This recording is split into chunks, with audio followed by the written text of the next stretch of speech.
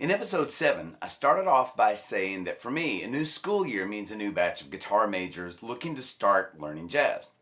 Well, in that video, we looked at some dominant shell voicings over a 12-bar blues progression, which is exactly how I would start one of my first lessons with a new jazz student. So now, if we can confidently navigate a blues progression in a major key, it stands to reason that the next step is to learn a minor blues. So let's take a look at some minor shell voicings which will let us play blues in minor keys and beyond.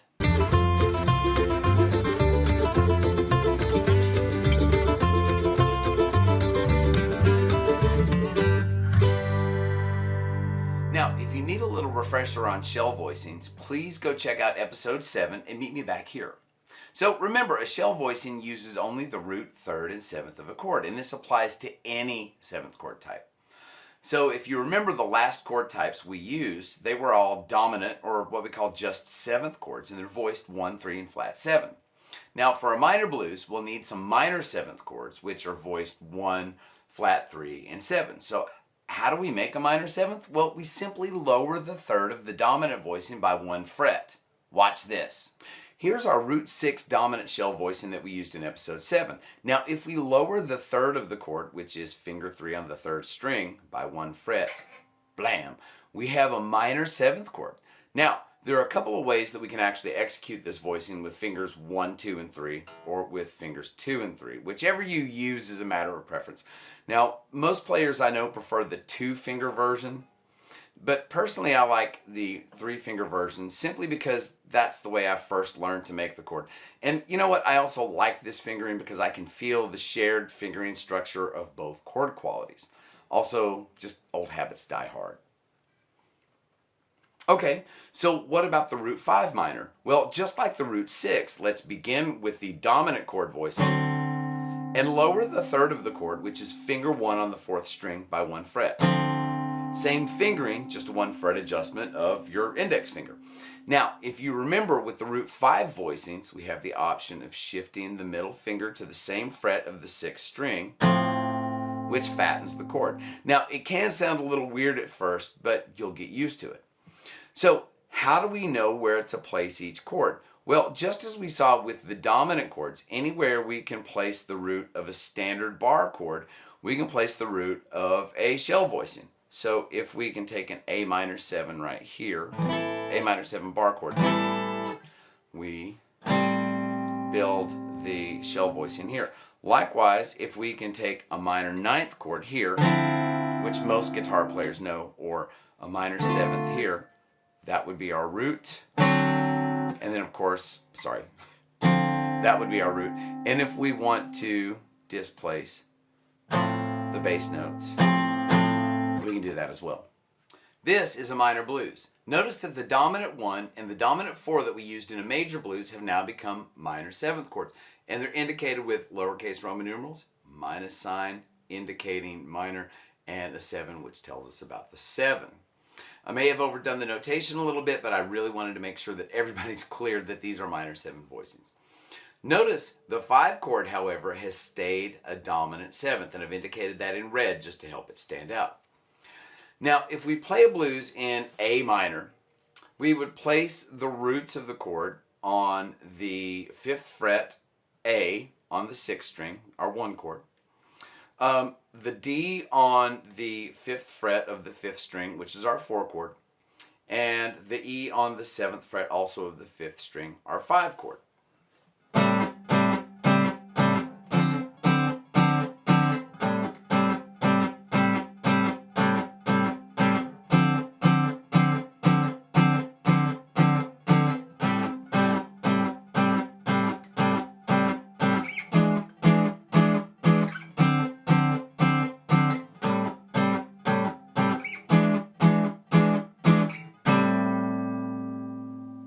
Now for E minor, we simply use the A and the E that we just used, and we would add a B to the set.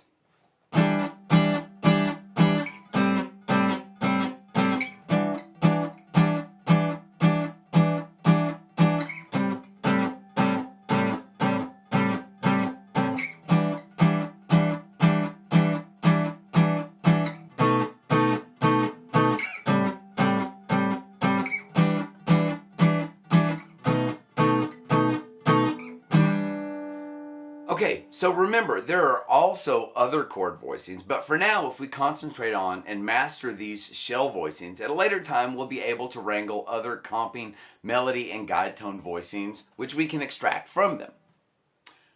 One more thing before we move on.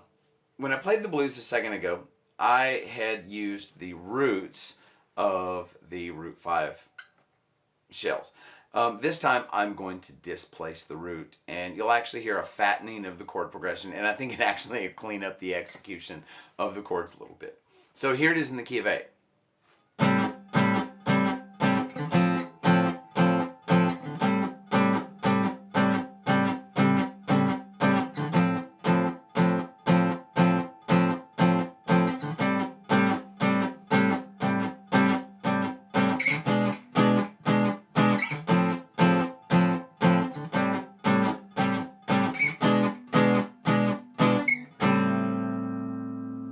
And then if I play the same idea in the key of E, it comes out like this.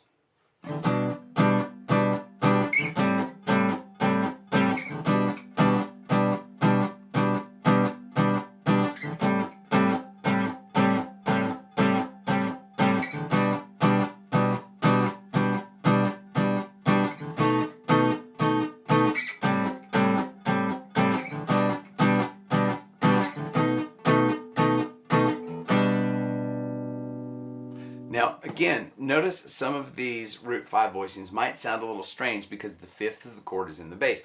But again, if you're playing with a bass player, you don't really notice that because the bass player is taking care of the bottom end of the chord. And besides, your ears get used to it anyway. So just to give you a nudge in the right direction concerning minor blues, try listening to and looking at Mr. PC and Blue Train by John Coltrane. Now, keep in mind, the head to Blue Train is in a minor key, but the solo changes are in a major key. There's also Footprints by Wayne Shorter, and this one gets pretty dang out there, but fundamentally, it's still a blues. And there's also Chitlin's Con Carne by Kenny Burrell. It's actually a major blues, but Kenny superimposes a minor 7th voicing over the dominant 1 chord to suggest a C7 sharp 9. Now remember, these are still basic voicings, so you're not going to sound like Barney Kessel, McCoy Tyner, or Bill Evans at this point. However, when you consider the minor blues taken in conjunction with the major blues, you'll begin to grasp the flexibility of the blues as a form. Also, keep in mind that the blues has some formal variations, including 8 and 16 bar versions. In fact, check out Summertime by George and Ira Gershwin or Stolen Moments by Oliver Nelson. Both are 16 bar varieties. And then St. James Infirmary, which is an 8 bar variety. Now, in the next shell voicing video, we'll look at major 7ths and maybe major 6th chords, and we'll learn how to navigate some major key 2-5-1 progressions. Thanks for watching String 'em Up. My name's Dave Holland, and remember to like, share, and subscribe if you enjoy the channel's content. Also, please hit the notification bell so you always know when new videos are posted. Also, feel free to leave comments and suggestions for any topics you'd like to see in future episodes. So have fun, stay safe, and I'll see you next time. Bye.